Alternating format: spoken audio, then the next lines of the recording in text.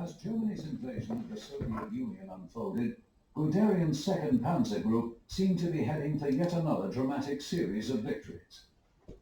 However, the Russian winter and the determined Soviet counterattacks of early December brought Guderian's advance to a halt. After making a tactical withdrawal to improve his defensive position, he was dismissed by Hitler on Christmas Day, 1941. In March 1943, after the German disaster at Stalingrad, Guderian was recalled by Hitler and appointed Inspector of Armored Troops. Responsible for training, operations and tank production, Guderian wielded considerable power, but met strong resistance to his reforms from political and military enemies. After the bomb plot against Hitler in July 1944, Guderian, unlike other senior commanders, did not fall under suspicion. He was promoted to Army Chief of Staff. Guderian held the position until March 28, 1945, when a heated argument with Hitler resulted in his dismissal. And that was the end of that. He successfully ended his career with an argument. This is Guderian's Blitzkrieg 2. Pardon the little introduction there.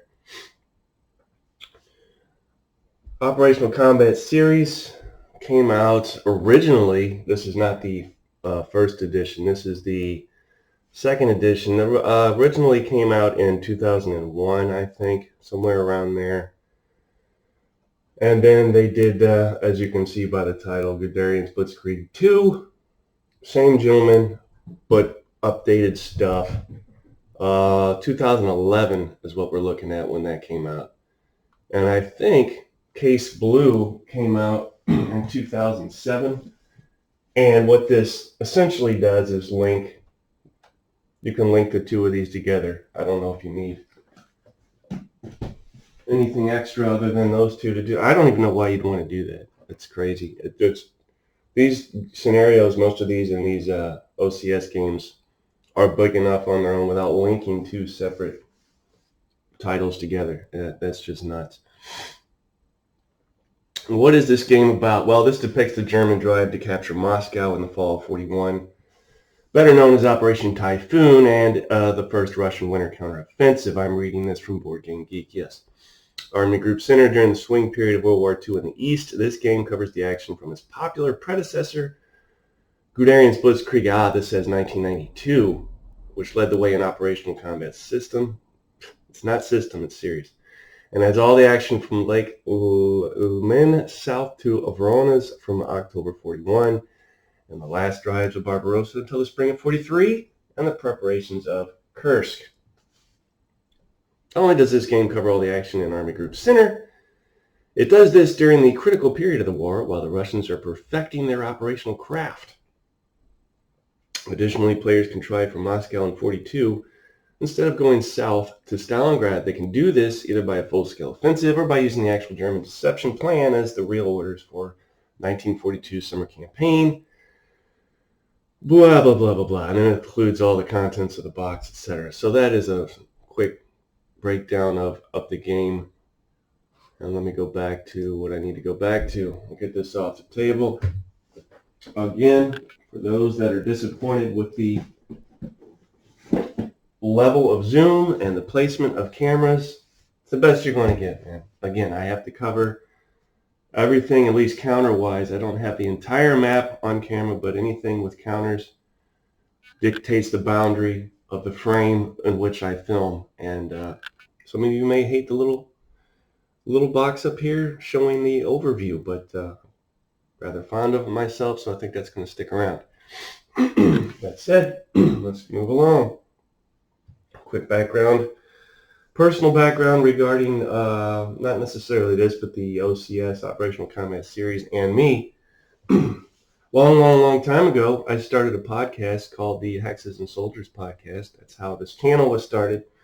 I haven't done a bona fide podcast in a long time. But I would get on there in the early days and talk about my experiences with OCS and how I did. That was a long time ago. And then cut to about 6-7 years ago when I moved here was probably the last time I had anything OCS on a game table. So it has been a long time. I know what you're saying. Oh, he's just throwing out excuses for why he's going to stumble through this. Well, you can look at it that way, but also, I'm just being honest. It's been a long time since I had something like this in front of me. And the last time I did, it was Blitzkrieg Legend. And I don't know what it is about this, but I really enjoy it. I find it quite pleasurable. So if you don't have that, look into getting that if you're an OCS fan. Anyway, that was the last time I had this on map. Now, luckily, there's a number of things on YouTube by way of refreshing yourself when it comes to the rules. I think Kev Sharp has something on there that you can watch, and Collindale has something on there you can watch. But bear in mind, when you watch these things, you're only getting essentials, right? That they can't do everything. So it's really recommended that you read the rules yourself, even if you've already read them. Just glance over them again to refresh, and remember to breathe. This is one of those games.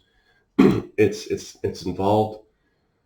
It's intense. There's a lot to take in, but it's doable, and you just have to go about it in a different pace than you typically would, say, with something else. So we'll go over all that. You're going to watch me dive headfirst into this and come close to drowning, but not, and then slowly head towards the surface until I finally get my head above water and I can tread. Okay, any other disclaimers?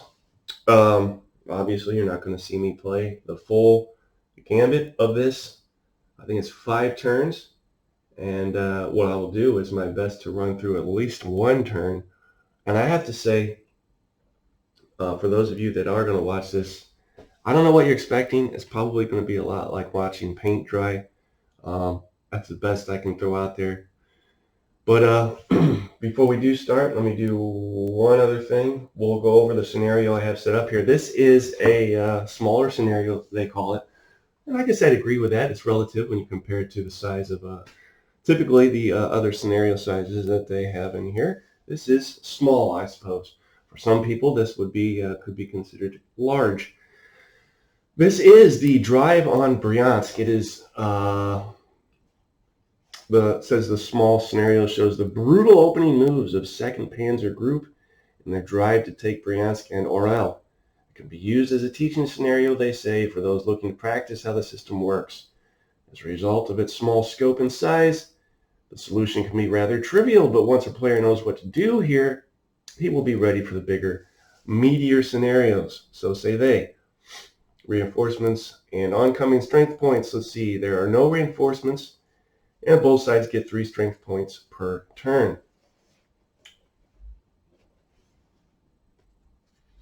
This is map C, a number of maps included in the game. Setup order, I suppose if it would mean more with 2 players, but Russians first and German. First player on turn 1 says is German, so I guess we're not going to roll off for that. Although I'll probably forget and roll off anyway. First turn is 1st of October of 41, and the last turn is the 8th of October of 41. Ooh, it's only 3 turns, okay.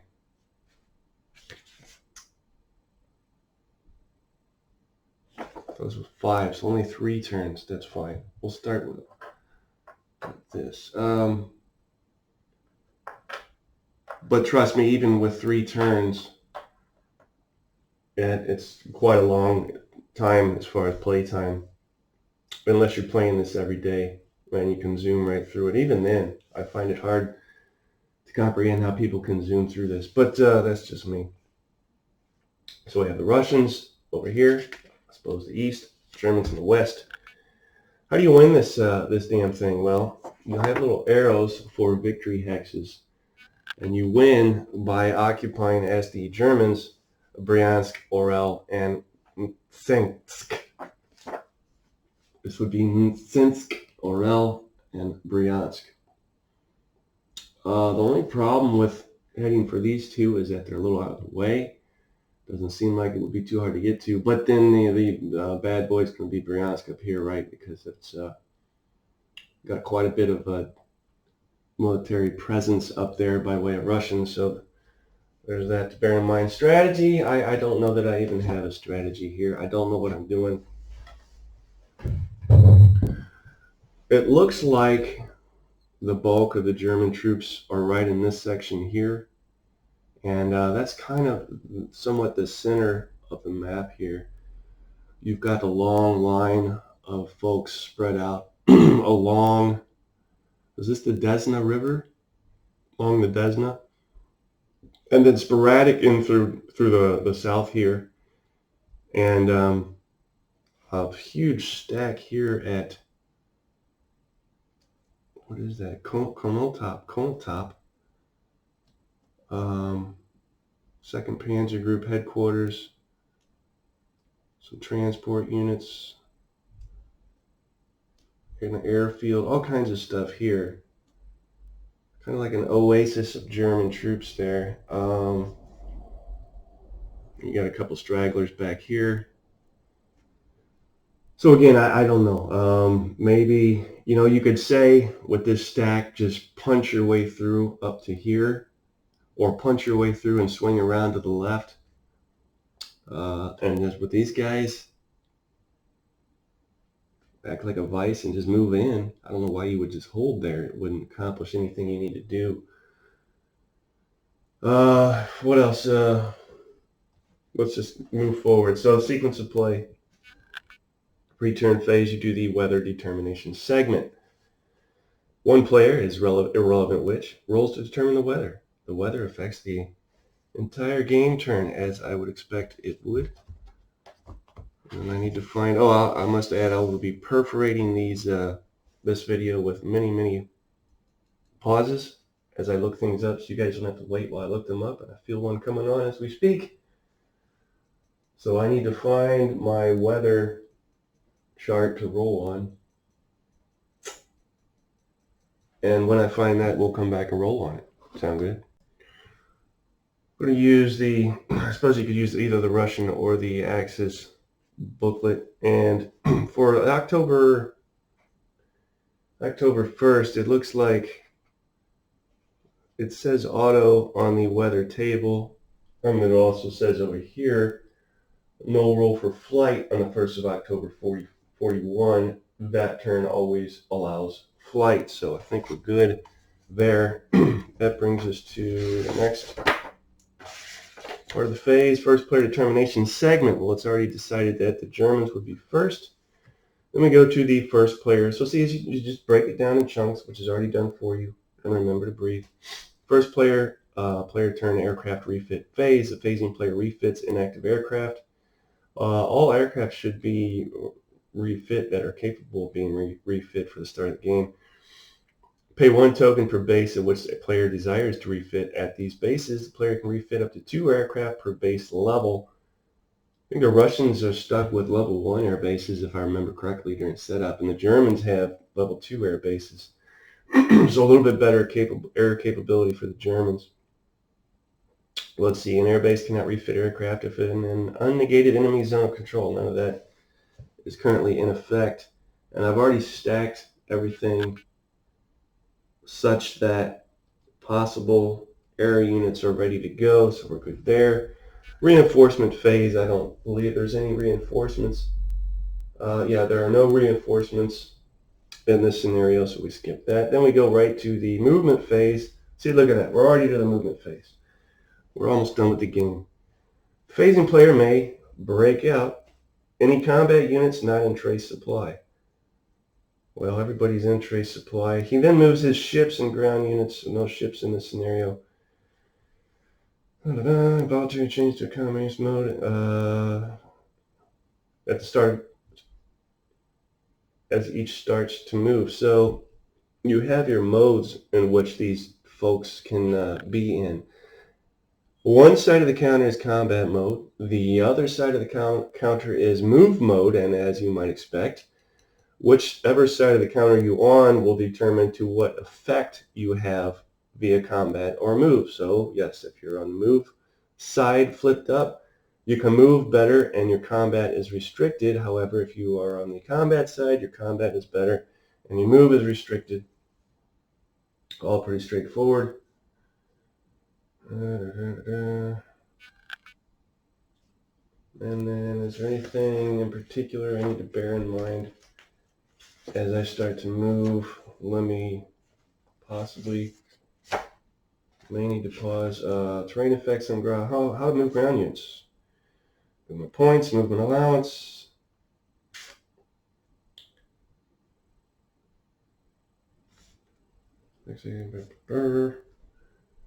Players cannot move units portion. Okay, terrain effects, restrictions on ground movement, reaction. Okay, so we're just moving. So if we flip, there's also strategic movement, right? Did I just make that up? Which really allows you to move, but your combat capability is essentially 0. And I'm not sure I'm willing to make anybody be stuck with a combat effectiveness of 0, regardless how far away they are. So you might argue you could put these guys in strat mode. But, let's see. Yes, strat mode. So I'll keep that in the back of my head. Now, there are zones of control in this game, so you need to bear that in mind as well. Only combat units can move into an enemy zone of control, if I remember that correctly. So these guys are fine where they're at. What do the numbers on the counters mean, guys? The numbers on the counters. First number is your combat strength. The middle number, which is kind of, what is the word for that? Anyway, it's a smaller number in the middle is your action rating. And the final number on the right is the movement rating. And that is your movement allowance. So let's take a unit. Let's start at the bottom so we can keep track of stuff. And I'll show you how easy mnemonic device to remember what you moved so you don't lose track of what you're doing. So for instance, let's start with this guy who has a movement factor of 3. We're going to look at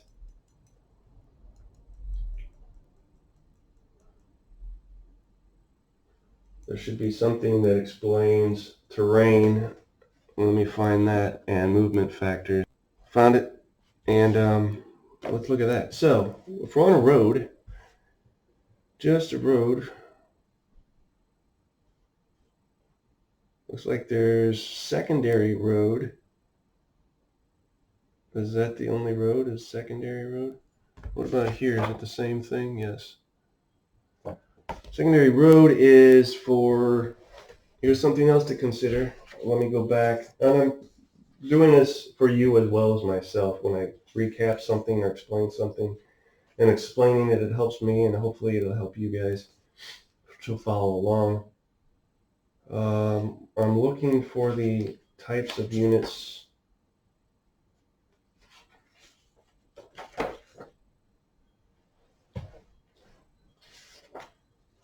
see.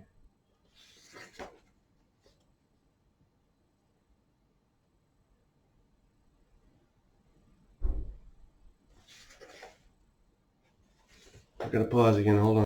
Okay, here's what I'm looking for. So you have different type of movement, right? You have tracked movement points, leg movement points, and truck movement points. And the tracked movement points are ground units that have a red movement allowance.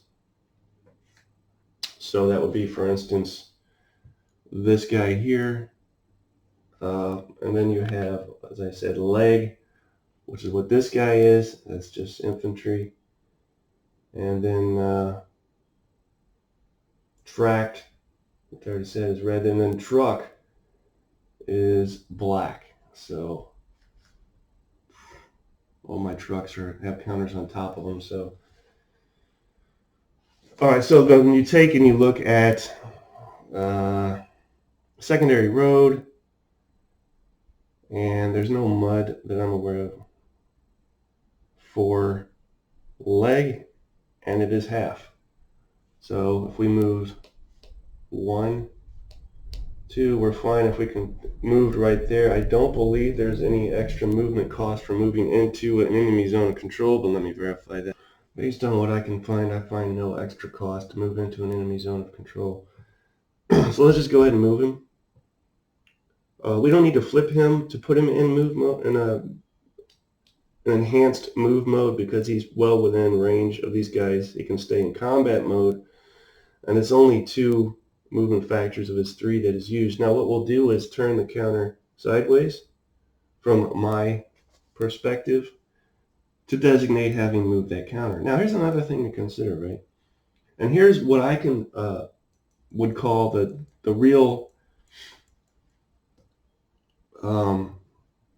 genius of the game, or pleasure of the game, or however you want to call it. Anyway, you have to bear in mind trace supply and on-map supply via dumps, because if you're not able to draw supply by a number of means, it's going to affect you adversely. So you have to bear that in mind as you conduct operations and move. You want to make sure, to the best of your ability, your units can remain in supply. So it's kind of like a game within the game to work that out.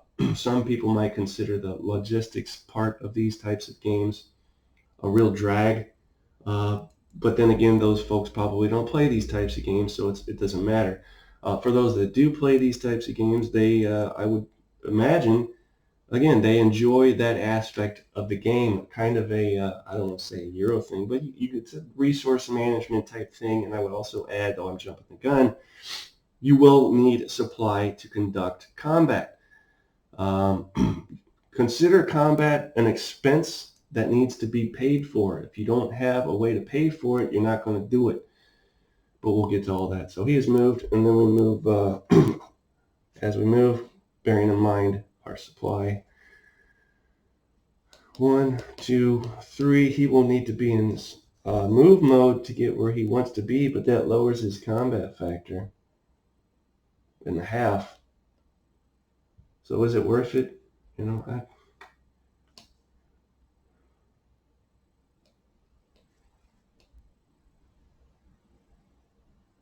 I'm going to say yes, it's worth it.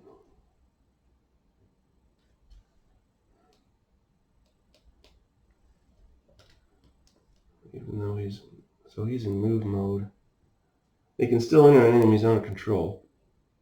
It's his choice, but his combat ability again is cut in half. Then we have Railhead, which lets you know the extent. Now here's something else. Some of you may not be aware, others may. On the Eastern Front, the rail gauges of the railroads were different, the ones the Russians used, from what, say, the Germans used in their neck of the woods. So as the Germans moved ever farther eastward, they literally had to convert the rails so that they can use their trains on them. And these railheads, for the purposes of this scenario, represent the extent to which Germans have converted the Russian railways for movement of troops and supplies. So we have one here, we have another one here, and we probably have another one stacked with stuff stacked on top of it somewhere. Yeah, one here. So pretty much along this line is everything back has been converted and can be used by the Germans. Now, to use anything this side of the railheads, you will have to convert the rails for German usage. I'm not sure why the Russians did that. If they did that with bearing in mind a potential invasion, hampering the invader, I don't know if they were clever enough or why that was used that way. It probably had something to do with smaller, cheaper construction and transport, but you guys can theorize about that amongst yourselves. What I'm looking at next is railhead obviously is not going to move. We have a supply dump that's not going to move on its own. We have a wagon with 2 transport points, which means they could transport up to 2 supply points. A wagon is a legged unit for movement purposes. And then we have whatever the hell this is. And that reminds me, this game does enforce stacking, and it is 8 regimental equivalents. If I remember correctly. I should be able to find that easy enough. Yes, stacking. 10, I'm sorry, no more than 10 regimental equivalents can ever stack in a hex. What is a regimental equivalent? Well, it's a regiment, and some of these units are simply one regiment. Others will have a number representing 1, 2, or 3, and that single counter. So for instance here, 4, this guy here would be 4 regimental equivalents of infantry, 4 infantry regiments. And what does that mean? That means when you stack with this guy, you can only have 6 more regimental equivalents stacked with him. Now, certain things do not count for stacking purposes. I won't get into those, but that's how stacking works. So what do we have stacked here in the hex we just moved into? 2 regimental equivalents, right?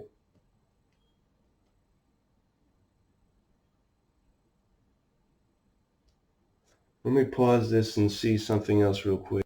All right, so why did I pause? I paused because I don't know what the hell this was. It's an anti-tank unit, actually. Stacked with this is the 48th Panzer headquarters. And again, a 2 transport-capable wagon and 1 supply point. Now you want to be within 5 hexes of supply for direct draw, or an adjacent. So 5 hexes or an adjacent hex. What am I trying to say? So, essentially up to 6 hexes.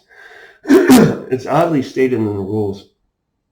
It says 5 hexes or from a supply dump, or 5 hexes from a hex adjacent to a supply dump. So I don't know why they don't just say 6. If you get beyond that, and I'm not sure if the road plays a role in shortening supply distance needed, but anyway, 1, 2, 3, 4, 5. We're beyond our 5, right? However, this headquarters can throw supply, since we're beyond our direct draw of 5, right? And let's see. Throw supply points, and these rules are found in 12.0. Hey gang, let's go to 12.0 and learn about throwing supply. So direct draw, which I already explained, to draw supply units, but must be within 5 movement points of a dump. Okay, not 5 hexes. So yeah, the road does play a role. 5 movement points.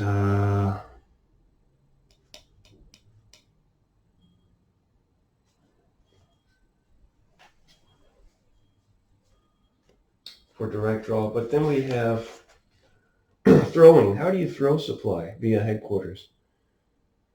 Headquarters can pass needed supply forward to the extent of its printed throw range.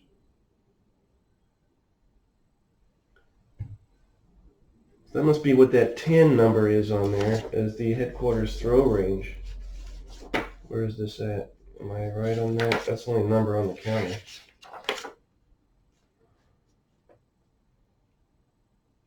Yeah, that's its throw range. No movement allowance for the headquarters. So you could argue if you're beyond direct draw, you still are able to throw supply beyond that distance with the headquarters, which is what I'm capable of doing here. Bottom line is these guys moved, but they're still in supply.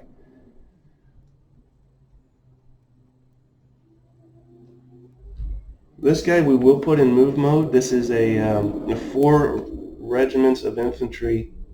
We'll flip him to move mode, and he goes from a 3 to a 5.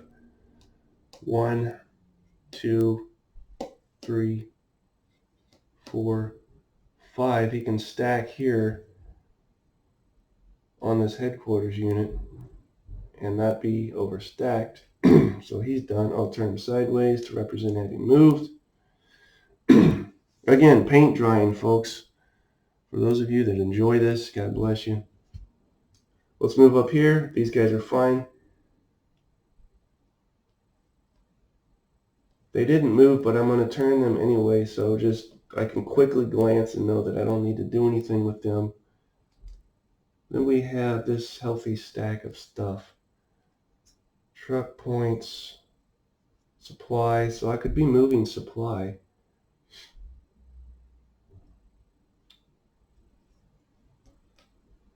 Since it is the movement phase. I'm just pulling these guys out to see what I got here. And he'll stay. He'll stay as well. So what I need to do at this point is see, I think it costs an extra movement point to load supply. So I'm going to check that and come back. Alright, so to load and unload with a transport, it costs 10%. Where did I see this? Costs 10% of a transport point's printed movement allowance to load / unload any number of supply points in a hex. Let's do that. Let's transport. Well, he's got 45 movement points. What 10% of 45 is 4.5, so he really has 40 movement points. I think he's good. But I don't know that I need to. You know what? I'm going to wait on that because I don't think I need to transport any supply forward down here. I think what I'm going to need to do, looking ahead, is I will need more supply up this way, so I'm not going to do that.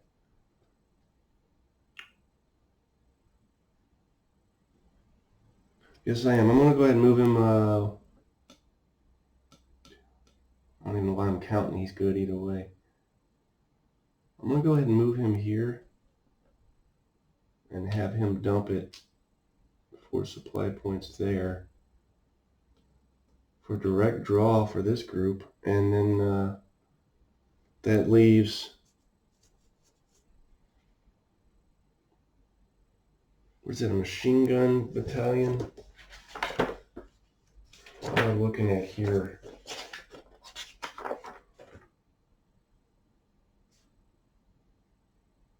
Yeah, it's a battalion. Is it a, what is that?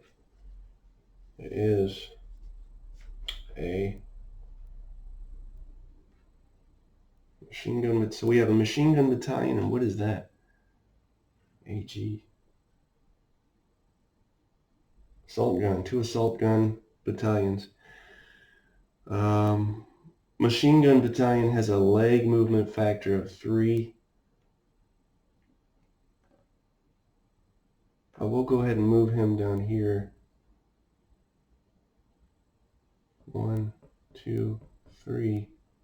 He's not going to make it, so I got to flip him. Ah, interesting. So the combat side of this is leg, but when you move to the movement side, it goes to truck. So I guess you could call that mechanized. Very interesting. And he'll just go ahead and move and stack here. These guys should have it, these assault guns that should have ample movement factor. Yeah, they do. And they'll move here as well. Punch a hole through here and move up around this way. That's what I'm trying to do, accomplish here. Stacking is fine. And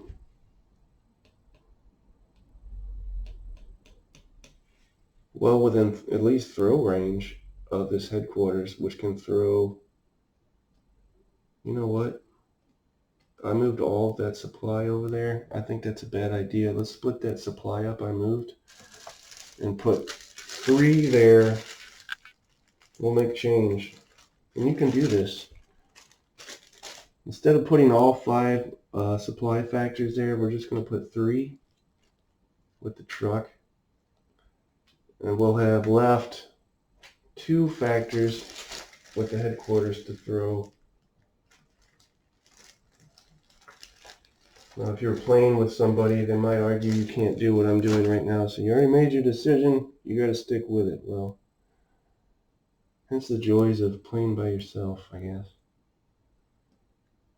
There we go. So those two factors, anything over that, the truck that is left here in this hex would not be able to transport it. So we're done with that. Moving onwards and upwards with our movement phase, we've got a KRD, is that Kettenrod Motorized Motorcycle Battalion, something or other. Well, here's the thing though. We've got to consider. Oh, and there's Overrun, which I forgot about. Jesus God. You're silly not to use Overrun. It is quite impactful. I will say I'm screwed down here. That's my fault. But up here, we've got a couple Russian battalions that are begging to be overrun. And I don't see why I don't do that. So let me pause and head to that area of the rules. All right, to overrun, you're going to take your stack and move it adjacent to an enemy occupied hex, remembering the greater potential for surprise during combat.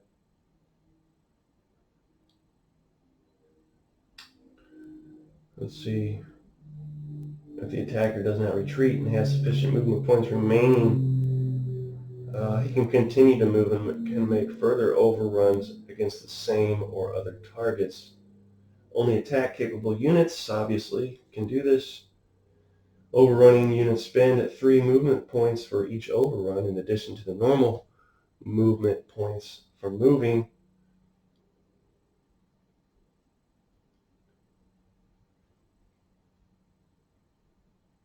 No unit is ever marked with an exploitation marker as an overrun result.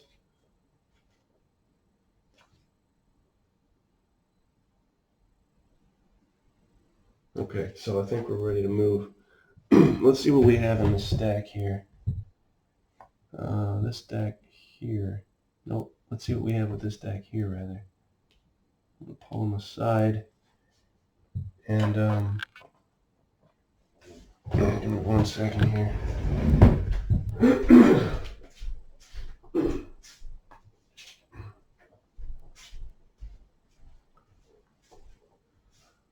So I remember what hex I was in. I used this.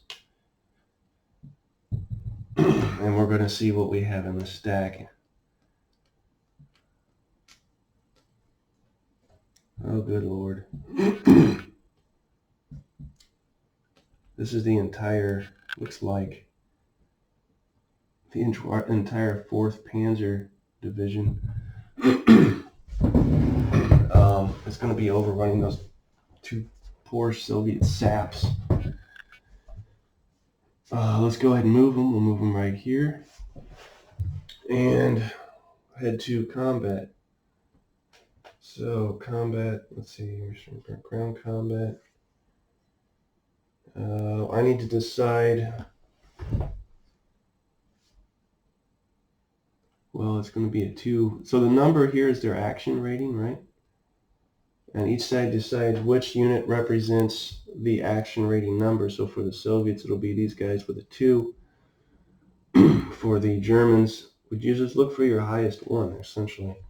However, bear in mind that your first, and I'll have to clarify this, but at least your first strength point loss will have to come from the unit you have declared as your representative for your action point thing. So I'll put him at the top to represent the Germans. He has an action point of 5. Now, ground procedure. Put their involved combat in combat supply by either expending, so now we got to use supply. Either expending supply points according to the supply table or expending internal stocks. The attacker does this first, and if he cannot do so, the attack is canceled. Well, I can do that. because I did the old, I would have been able to draw supply from here. Yeah, but I'll just go ahead and draw supply from here. All right, so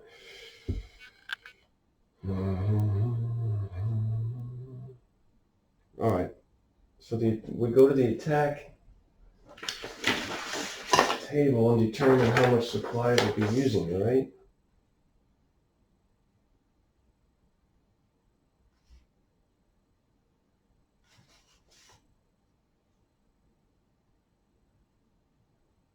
Combat supply, attacker, 1 token per attacking step.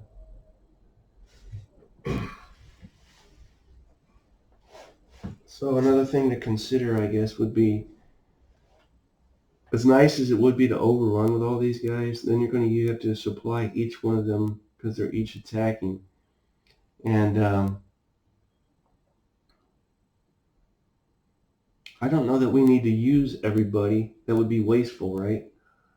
For what we're trying to attack here, which is this armor. And what the hell is that?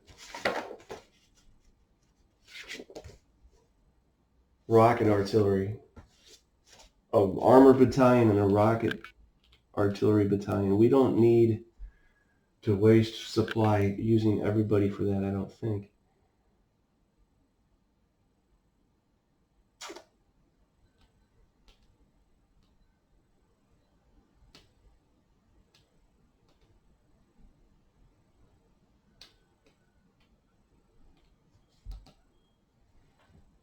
So really 1 token for each attacking step.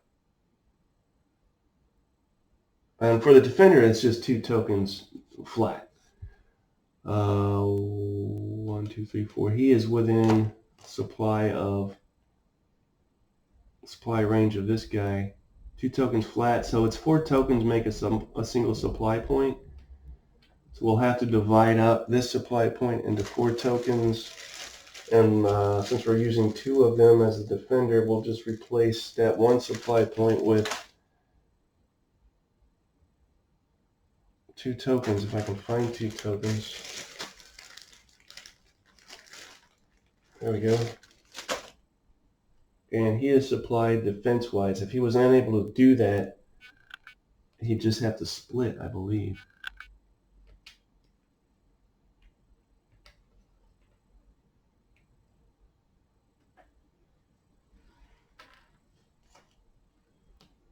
Yeah, he's fine. All right, so defender supplied. Now the attacker, 1 token per attacking step.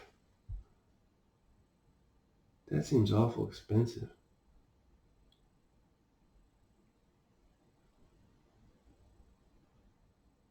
Huh.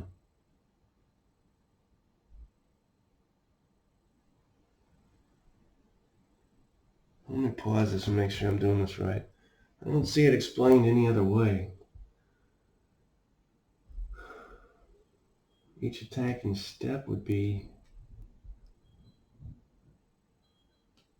I mean, if we just wanted to attack, based on that, if we wanted to attack with this 8 strength armor battalion, you're telling me that that's 2 supply points. That does not sound right. Some of you are probably screaming through the computer at me. No, you do it like this. There's no way it costs that much. I gotta pause again and figure this out. Okay, I figured it out. It's not the combat strength number that you use when figuring out what you need to pay for. It is your regimental equivalent number. So we have, for all these guys to attack at full combat strength, we would have 1, 2, and this makes more sense, 3, 4, 5 tokens. So 1 whole supply point plus 1 token. And that said, I'm going to go ahead and do it and hope for the best by way of results. These are not overrunning. These guys are overrunning. And we have,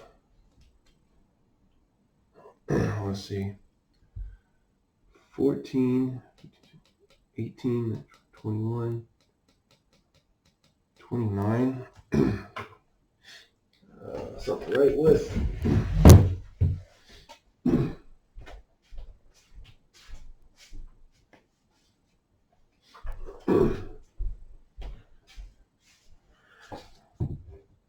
We need to check for surprise too. I know, I haven't forgotten that. Versus, how does that work?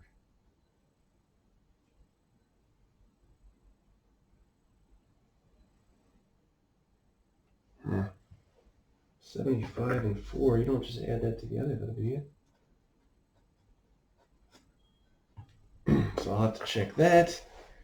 Let's move along though before I do that. We have that rocket battery has an attack strength of 75, but I'm guessing that doesn't apply in this instance. We'll have to verify that. Alright, action rating dice roll. A surprise after players have identified their action ratings units and have determined the combat odds. I have not determined the combat odds. Determine the raw combat odds. Use the total modified attacking strength and the total modified defending strength. Divide both by the smaller of them and apply the rounding rule to each result. Find the odds determined above in the correct row. Let me figure this out. Alright, so I'm going to have to make a judgment call here, short of rereading everything again. My guess is this 75 is its barrage strength, as it's not conducting a barrage, that 75 does not apply. Call me crazy, but this 4 will for the armor here. And so that said, our ratio is going to be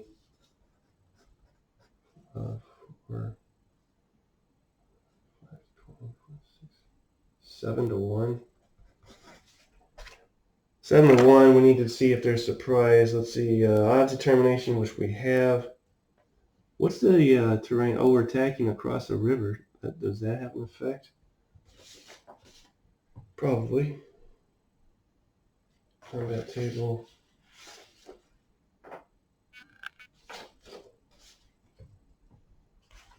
Can we attack? What happens when you attack across a river? A river. That's movement. Terrain effects on combat. River. What's the Vogel class river?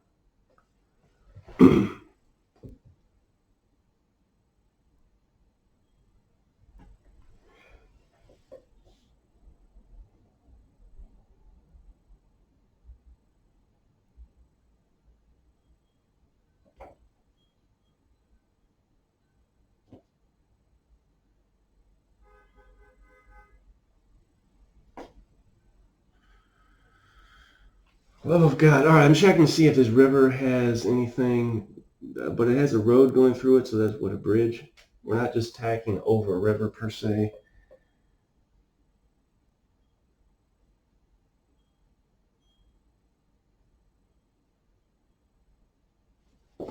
So I'm leaving it. I'm pretending, I mean, the road goes over the river, and that's what we're attacking on. It's not like like I said, we're attacking just over river, which would be prohibited for armor, mech, pretty much anything.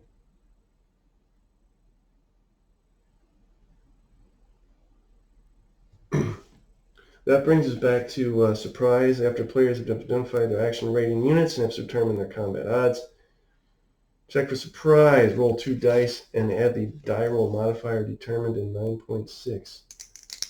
Die roll modifier, let's see. Positive or negative? It's going to be positive. Mine's 5. His was a 2, so it's going to be a +3. So 3, 4, +3 is 7. Hold on. Yeah.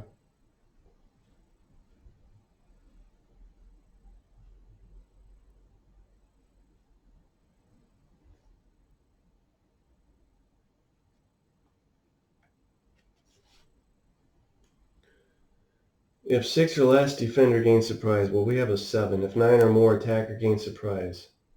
That's overrun. Surprise modifiers. Then there's a regular attack. So there's no surprise, which is no surprise. That brings us to our 7-to-1 odds. Then we got to determine what this stuff is. Open, close, very close, extra close. 7-to-1 odds. Where's 7-to-1? Let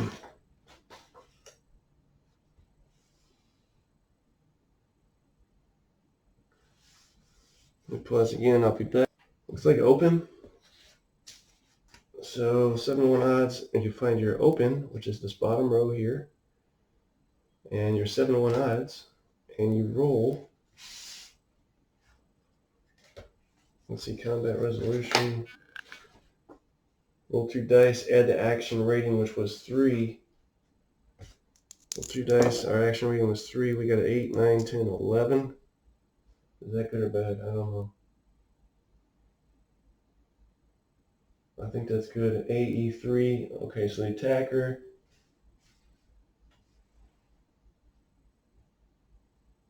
Uh-oh.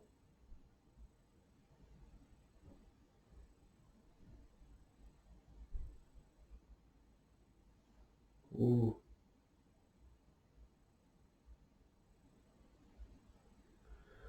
Attacker exploitation 3. So, but there's no exploitation on Overrun, right? So that doesn't count.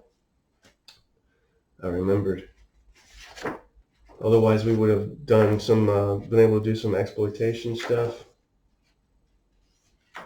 Exploitation mode.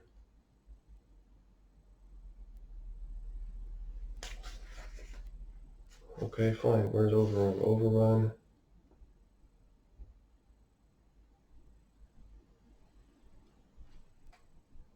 Yep, no unit ever marked with exploitation. That brings us to the defender, who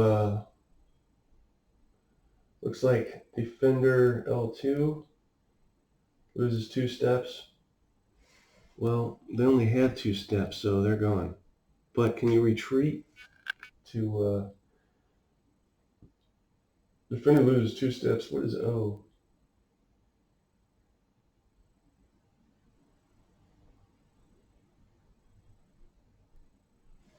All right, let me pause it. So when you look at these results, it says the combat result might give a loss number and an option number, which is the O. The option number is given on the combat table as O, followed by a number, that number being the side's option result. Now, the loss number represents the required step loss. Destroy those steps. Ensure the first step loss comes from the side's action rating unit. The option number represents the retreat step loss option available. An option may be met by any combination of retreat hexes and step losses, provided the correct total is executed. A unit cannot retreat more than this number. If there's a retreat, all involved units must retreat the same number of hexes. So from what I'm reading, I can either lose the entire little stack here of Russians, or they can retreat 2 hexes and become disorganized. Or do they have to lose those 2 steps? No.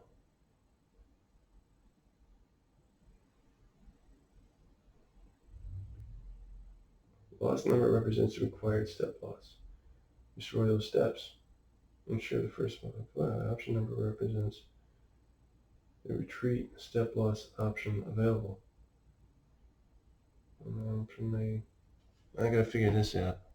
Okay, so again, based on what I'm reading, the defender, that stack is gone.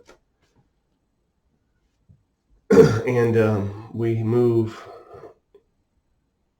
we being the bulk of the 4th Panzer that conducted the overrun, moves into that vacated hex.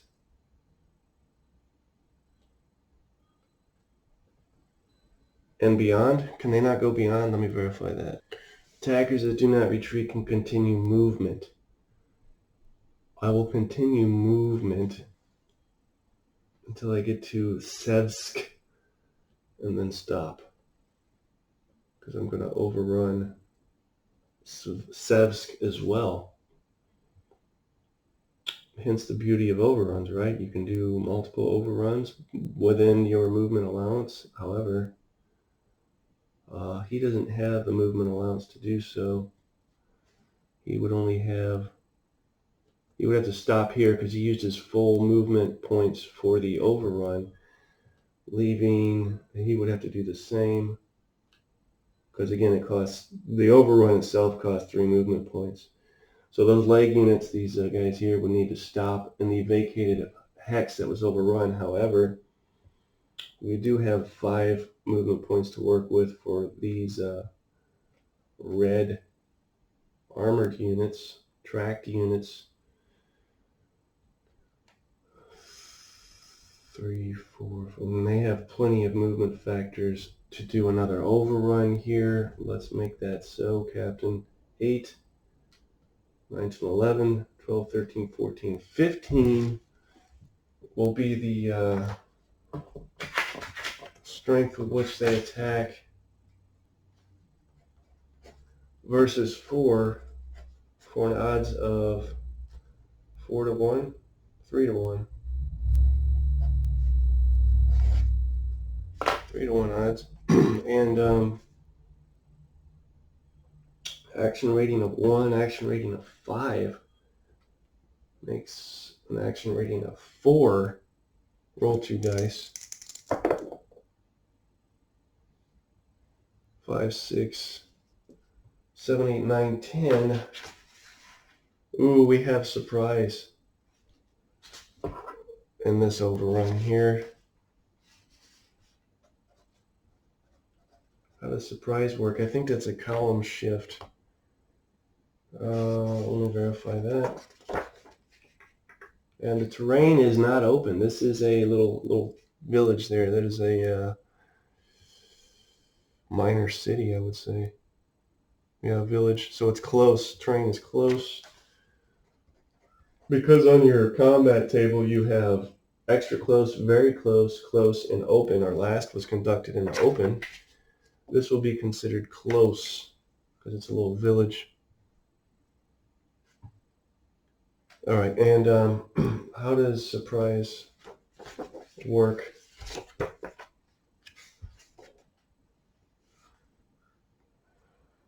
Roll 1 dice. If surprise occurs, roll 1 die and shift the final odds column on the combat table that number of columns. Those shifts are to the right for the attacker. If we have a surprise as the attacker, which we do, we're going to shift it 3 places to the right, starting at, oh, don't forget supply cost again. I'll have to do that. Starting with 3 to 1 at close here, and we shift 3 to the right, 1, 2, 3, and then roll for the attack. We roll 2 dice and add the action rating die roll modifier, which was 4, 11, 12, 13, 14, 15. That's the highest we can get. Again, attack or exploitation, but that's not allowed. Defender is gone. He's gone. So some good rolls by the Germans. We move into there and hang out. Supply, it was 2 tokens for that defending unit. Always 2 tokens for the defender, flat fee. We need to make change again. No, those are 2. And for the attacker, you go by regimental equivalent. So that would have been 3 tokens used, which we can draw from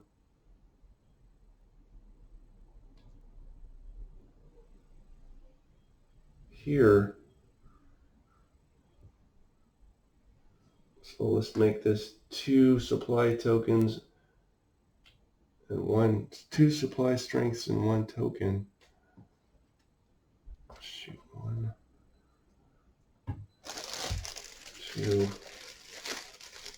2 supply strengths and 1 token. There we go. So another thing I like about this game, though it may not show, I like, as I've said, I like the integrated game within a game via supply determination and stuff. But I also have to say I like the action rating deal. They didn't have to do that, but they did it. And I think it adds flavor to what would be an otherwise dry combat mechanism. What is this action rating thing? This action rating thing represents troop experience, quality of training, all the above. It's an abstract way of representing that. And I like it. I like how that works. I also like the fact that you can have surprise. That's more flavor that's added to what would, again, be an otherwise dry combat mechanism. So that's done there. And where are we at? What does that leave? That leaves all kinds of stuff to consider, to be honest with you. Oh, Jesus.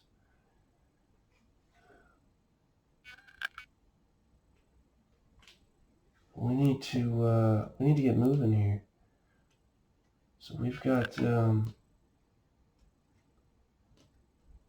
let's move this 458.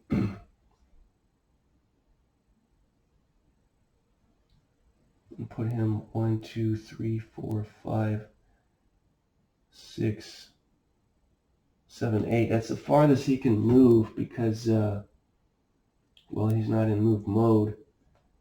Should I put him in move mode? No.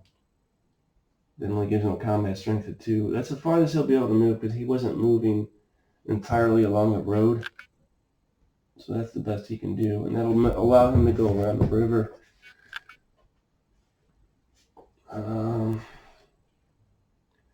And these guys can do straight road movement. Let's start with, I want to unstack this stuff and mark the hex. An easy way to fiddle with big stacks. Just mark the hex they were in and then dismantle the stack. So you can easily see what you got without picking up each counter 5,000 times. So road movement. We've got some leg we need to work with here. Those are 3s. Let's get rid of those first. 3 regiments of infantry. However, if we flip them, again, we lower our combat strength from 7 to 4, which isn't awful. But that really allows us to maneuver pretty good. I think I'm going to keep them where they are, though. If we did do just 3, we would go 1, 2, 3, put them right here. No, I'm not doing it. I'm pushing them. I'm pushing them. Where am I pushing them? Let's see. 1, 2, 3, 4. We should push them up this way, huh? These guys are fine here. They don't need help. But if I go up this way, do I try and take the airport? Should I overrun the airstrip? Why not? I'm sure I have. No, hold on. That would be 7, 8, 9, 10 because of the +3 for the overrun. How does that work? And am I in supply such that I don't have to use internal stocks for the overrun? And then my question would be, can you use internal supply stocks for overrun? Let me see, because I think there's a different way of going about overrunning something that is essentially a non-combat unit for ground purposes, at least. So let me pause and come back. All right, so here's what I'm noticing. I don't have supply. I can't draw supply from anybody to conduct another overrun here. Now I've got a dump here, but I'm greater than 5 from that dump, and I have no headquarters there to throw it. I have a headquarters here that could throw, but no supply that he's sitting on. So that's nice. This big fat, either of these fat stacks don't have a headquarters with the supply that they can throw. I got supply here, but no headquarters to throw it. So it'll just have to be future combat, I guess. Let me go. What is the rest of these guys?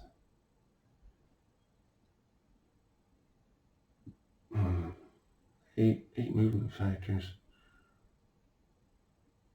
Let's put them up here and block their retreat path.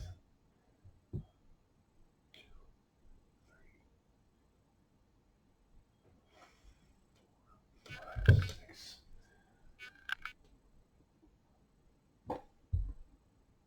Seven, 8. Ooh, let's put them right there. And will they be able to overrun? No, they won't. Because I don't want to put them in move mode.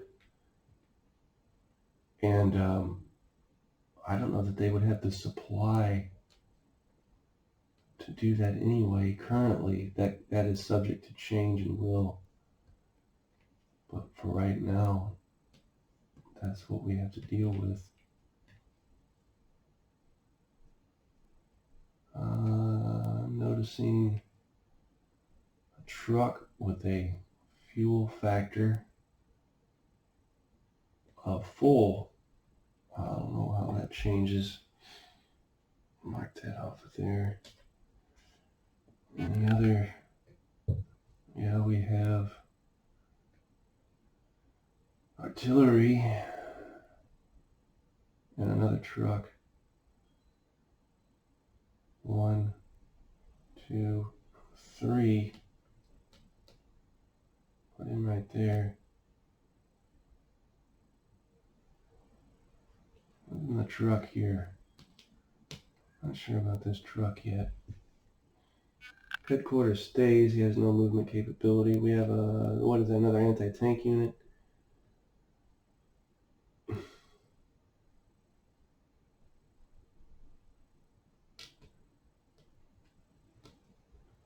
I'll leave one anti-tank unit and move the other.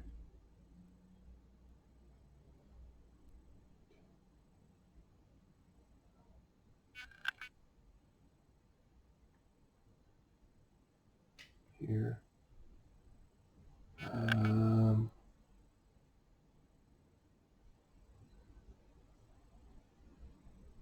These guys need to do something.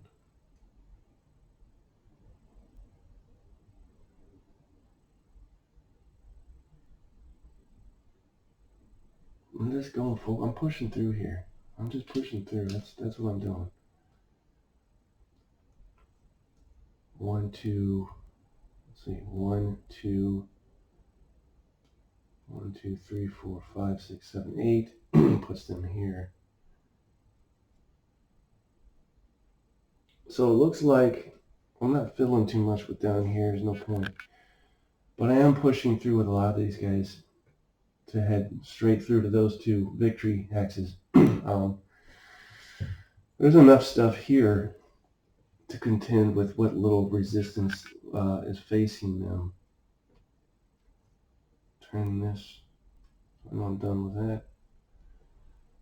That said, let's continue with... Now we have some artillery here, but that doesn't do us any good until the barrage phase. This will not help us in the... Unless I want to move them, which I don't think I will. This won't help us in the movement phase. Oh, we do have a anti-assault gun, rather, that can move. But that artillery is good to go. Well, let's move the assault gun here. He's not going to overrun, he's just going to hang. And then we got we'll move him here. No overrun. 3, that's... What is that? A swamp thing? Like the guy from the comic book? Normal. You can't move into a swamp? Really? What if he's already in a swamp? Okay, fine. I'll go around the swamp. Around the swamp is I'm going to call that light woods.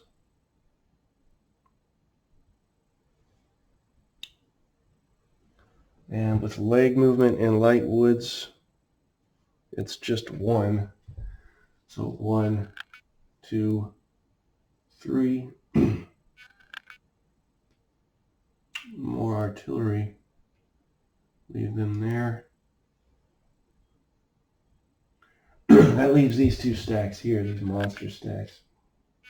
How do we deal with monster stacks? We dismantle them.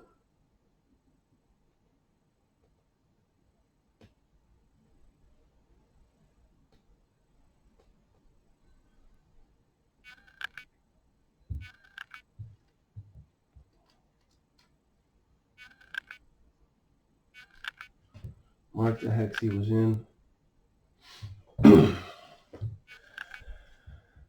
And there's going to be some overrun happening, folks, here for sure. That 8 next 0 can't move, so he's just going to stay in the hex.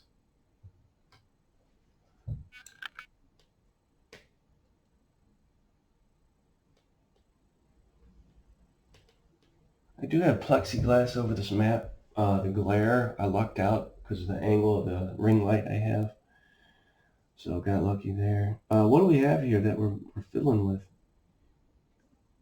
If I can read this correctly, it looks like the 17th Panzer. I think the 1 is covered by some red, makes it hard to read. Let's see. Now with these trucks, bear in mind, you don't just transport supply points, you can transport troops as well. And with that whopping 45 movement factor, that really comes in handy. I don't know that I need it presently, but it's good to bear in mind. This artillery unit is staying put as well. I'll mark. I'll leave him there. Turn it sideways to represent being done. Shh, Nikes. I just killed all that stuff.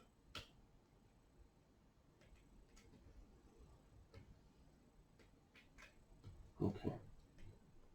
Much better. The other game within the game is falling stacks. Alright, let's separate leg units and armor or track units. And go from there. So our leg units,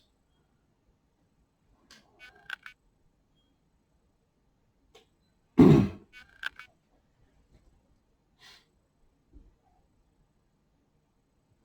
put our leg units here. No overrun, but I'm going to overrun with the armor into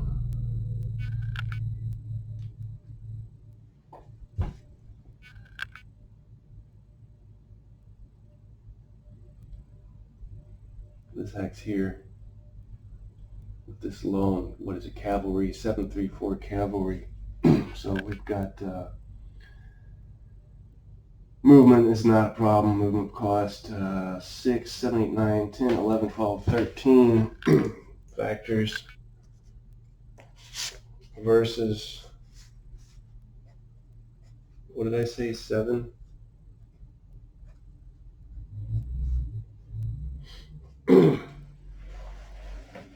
That's not enough to be 2 to 1, is it? So it's just, that seems like a shame. Can we round it?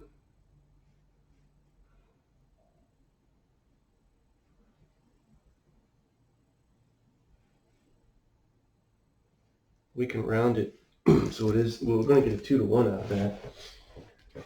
Action ratings.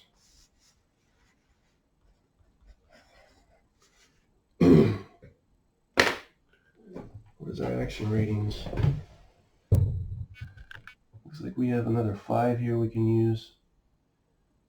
And his is 3, so that's a +2. Roll 2 dice, see if there's surprise. 6, 7, 8, 9. Not enough for surprise. No, there is. 6, 7, 8, 9. Attacker gains surprise. We did get surprise.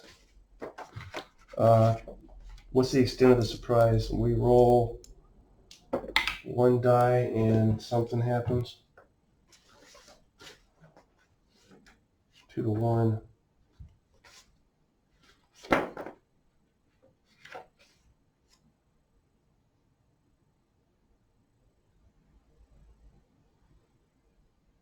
surprise occurs, roll 1 die and shift the final odds column on the count table that number of columns.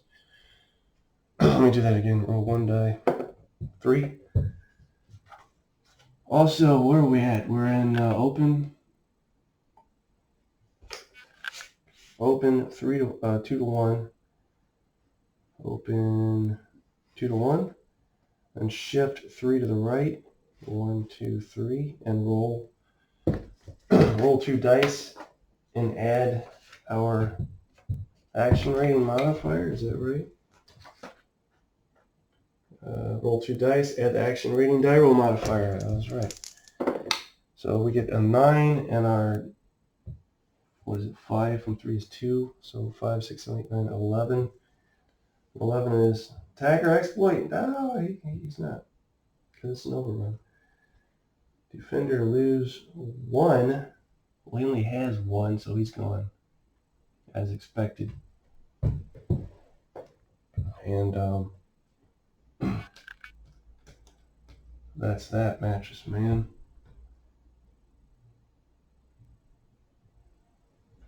So we just crossed the river with that overrun. That leaves this stack here in the middle. If we kept playing that game Operation, you play that game when you're a kid.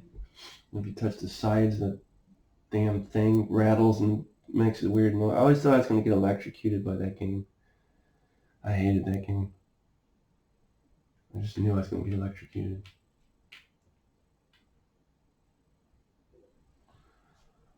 We have here the 18th Panzer Division.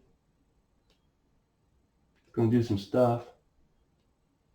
Hex 18.15, put this there, my marker. Artillery won't be overrunning, the truck won't be overrunning, the headquarters won't be overrunning. We have 3 armor units, 4, 5 armor units. Or I should say tracked.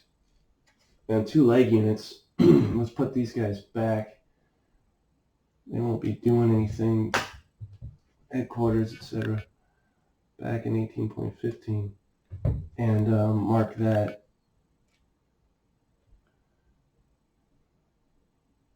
There. And where were 1 or 2? I'm not going to overrun these leg units. Maybe I should, but I'm not.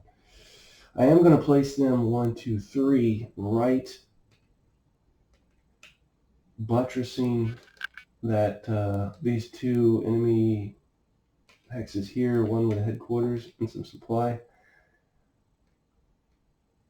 Maybe I should overrun, but I'm not. That leaves these guys, which I think I will overrun with. Not sure where yet. Where do I want to punch? Or do I just want to just roll? You know, I'm doing it. I'm just rolling. I'm rolling past. It's not my fault.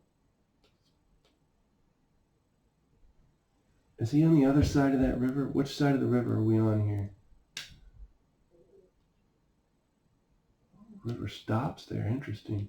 It's like a break in the river. I'm punching through to here. Why hang out here? In fact, I'm switching to move mode to do it. He's lost his mind, folks.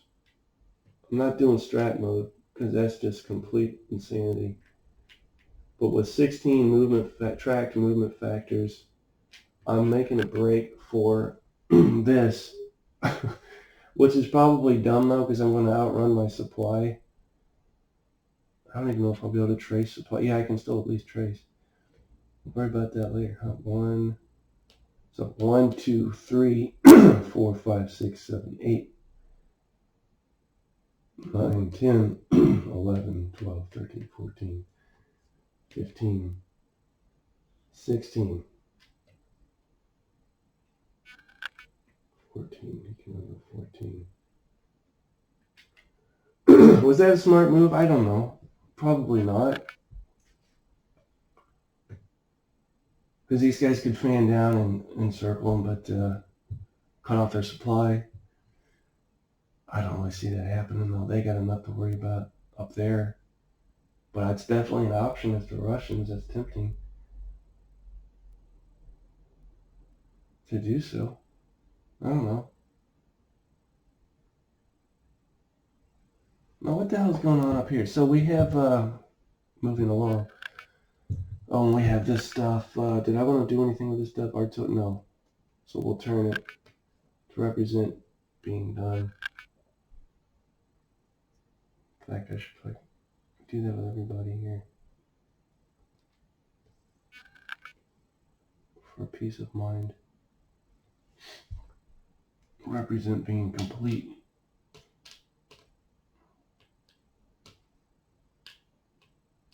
But, yeah, what's going on up here? So up here, oh, I didn't move these guys, who definitely need to be in move mode. 1, 2, 3, 4, 5. Put them here. Ooh, that's 4, 5. Okay, we're good stacking wise. And then this guy, same deal, but he's 1, 2, 3, 4, 5. He can only get to there. But yeah, when you look up here,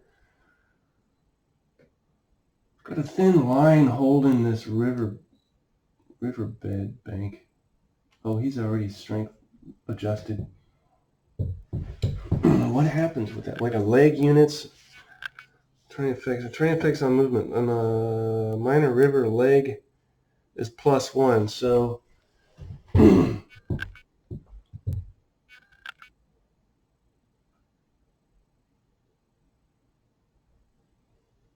move into this swamp. Light woods. What's light woods? What's that? It's just 1. But +1 across the river regardless. So if we move this guy +1, that would be 1 for the river, 2, 3, and he's good to go. No overrunning happening for him. 1, 2 for the river, 3, 4. He's done. And then we have can't move in there.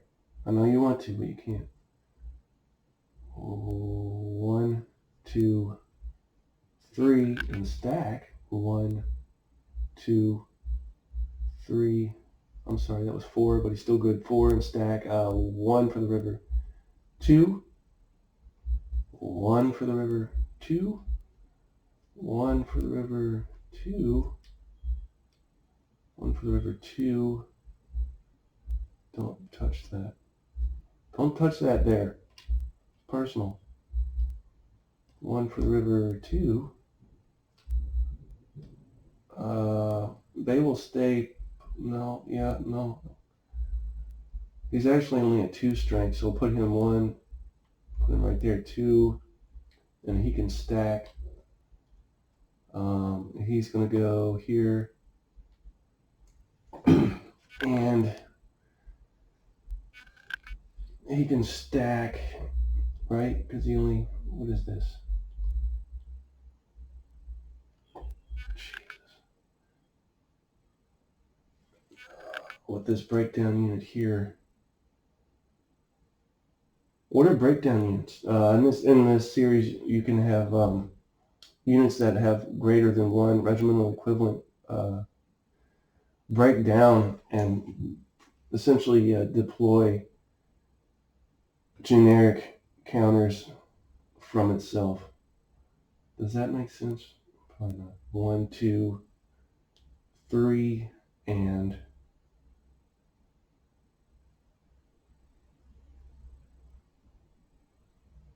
1, 2, 3. He stays put. And what do we have here? Stuff. Okay. This guy's going into move mode. Does he need to? Yeah, he needs to. So 1, 2, 3, 4. You know, I hate to do it, but I'll let him move. So he's another thing to bear in mind when you're playing this is recognizing who's in move mode and putting them back to combat mode instead of just playing the entire game with them. And stupidly in move mode because you're not paying attention. I think that's in the move phase for Germans anyway. We're in about an hour and a half. Let's see, move phase. What's next? Next would be the supply phase. The phasing player must replenish any combat units with low or exhausted internal stocks.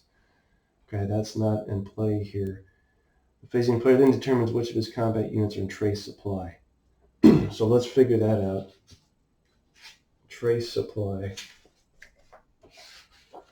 And make sure we're good to go there. We'll pause and find where trace supply is. So just from a quick glance, everybody looks like they have trace supply. I mean, there's literally no enemy zones of control that can affect any of the Germans' trace supply at this point, so we're good there. That brings us to reaction phase. Now, we're about halfway through a turn, right? This took forever, though, because I don't know what I'm doing. Reaction phase consists of the non-phasing player, which would be the Russians right now, can move his ships and any released reserves. Well, there's no, the Russians are not allowed any reserve capability in the scenario. Now, in each scenario you play, you'll be allotted a certain amount of reserve counters to be used for just this purpose. So what does reserve do? Kind of think of it as like outfire in a tactical game. You designate ahead of time who you want to be in reserve mode such that when the reaction phase arises, which is after the phasing player's movement phase and before the combat phase, you can react in an effort to interrupt enemy plans. The Germans do get reserve capability. It looks like we've been allotted 8. I didn't use any of those. I didn't put anybody in reserve, although I might consider doing that. Then that brings us to the combat phase. The phasing player first resolves artillery barrages. Then his combat units attack according to the mode, supply, and combat rules. Combat results can cause units to advance. We're familiar with this with our overruns. However, unlike overruns, anybody that becomes exploit capable is eligible in a bona fide combat phase as opposed to overruns. Then you get your exploitation phase. And exploitation is basically you can move and fight with released reserves and with units in exploitation mode. So you can think of it as kind of like a blitz or a breakthrough, kind of like an extra oomph. Germans were good at the extra oomph. And then your cleanup phase. So what I'll do is, again, about an hour and a half in, I'll run through an artillery barrage just for by way of example. And then we'll call it so. Who do we have that is artillery barrage capable?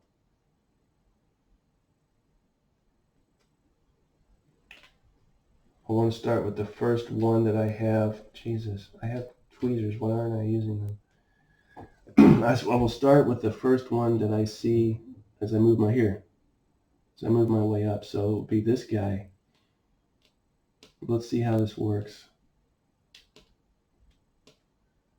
Let me find a section in the rules and I'll be right back. Alright, so 10.0 is barrage, and we go to 10.0A. Barrage table. Use the barrage table to conduct barrages against enemy combat units. Where's our barrage table?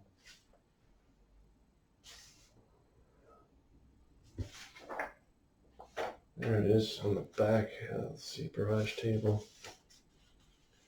And what does it say? It says the primary goal of the barrage table. Well, you could refer to it this way: that the main objective of artillery, you're not going to get much other than disorganizing enemy units, which is not a bad thing, but it's only so effective. Overruns and straight combat are going to be more effective in creating step losses and things of that nature. That said, says total barrage strengths firing determine the correct column on the barrage table. So the total barrage strengths firing would be 7. And on this table here, that will put us here.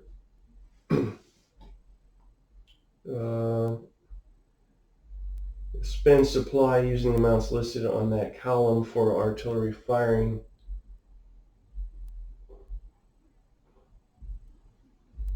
That's going to be 2 tokens.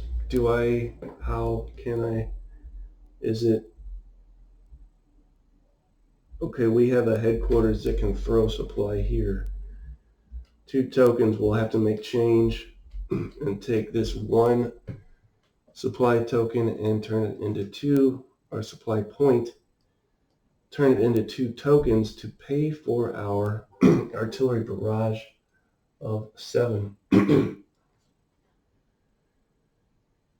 Until the brush and spend economy and knowledge and how to adjust the column per table's notes. Roll 2 dice and apply the result. Now I thought we needed, you do have a friendly unit that needs to be adjacent. If the artillery unit itself is not, right? If there's not another friendly unit adjacent to the targeted hex, I think there's a penalty for barrage. Anyway, I rolled a 9.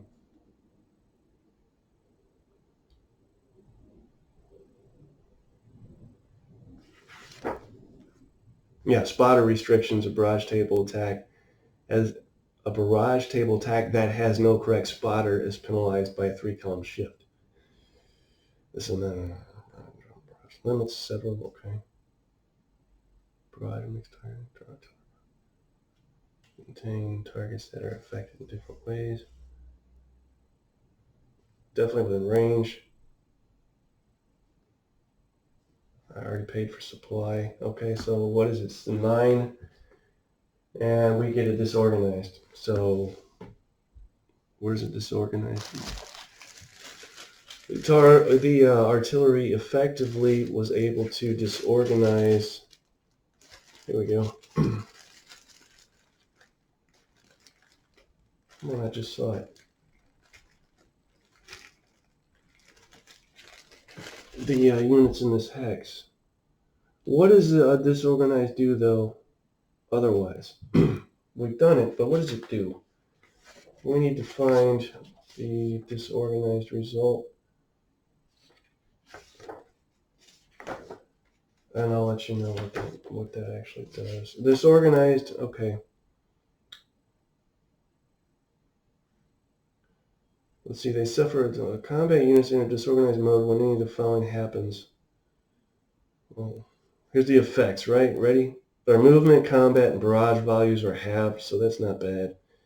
Their action ratings are reduced by 1, so that little number we use to determine column shifts in combat, that little guy, reduced by 1.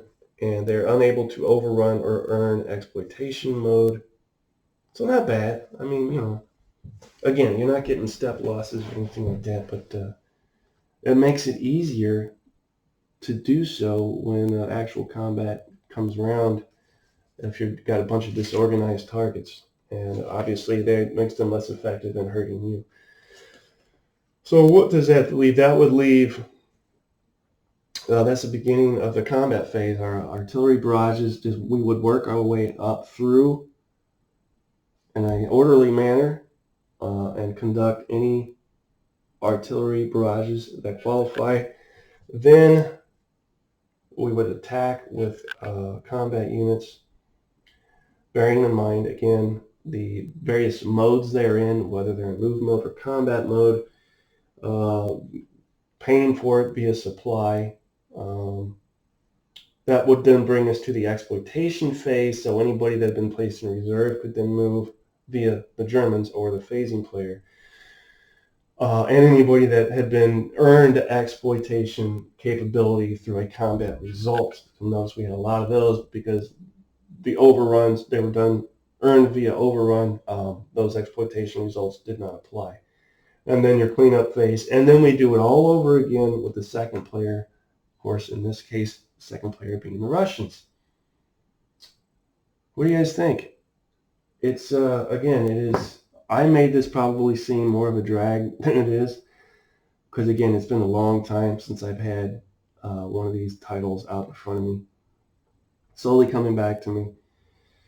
But So you can't necessarily go by what you saw here. I think, again, you watch other people, it moves a lot quicker, a lot more smooth. They're more familiar with what they're doing and having played it more often. But also, hopefully, this isn't anything that you guys might consider yourselves incapable of hopping into. If you've been on the fence with this, maybe get off the fence and give it a try. Or maybe this further reaffirmed your assumption that this is nothing you want anything to do with. So either way, hopefully I provided some sort of insight in that regard. I think I'm going to cut you guys loose, and who knows, I may have one more video for you before the day's out. This has been an extension of kind of a Christmas vacation, New Year deal. So that all comes to an end tomorrow. This is the final day of all that, so you should be seeing significantly less videos from here on out. But I'm thinking this gross beer and commands and colors thing is next. I think it's time. All right, guys, that's all I got. Thanks for watching as usual, and be safe, be nice to one another, and if there's some forgiveness that needs to take place, make it so.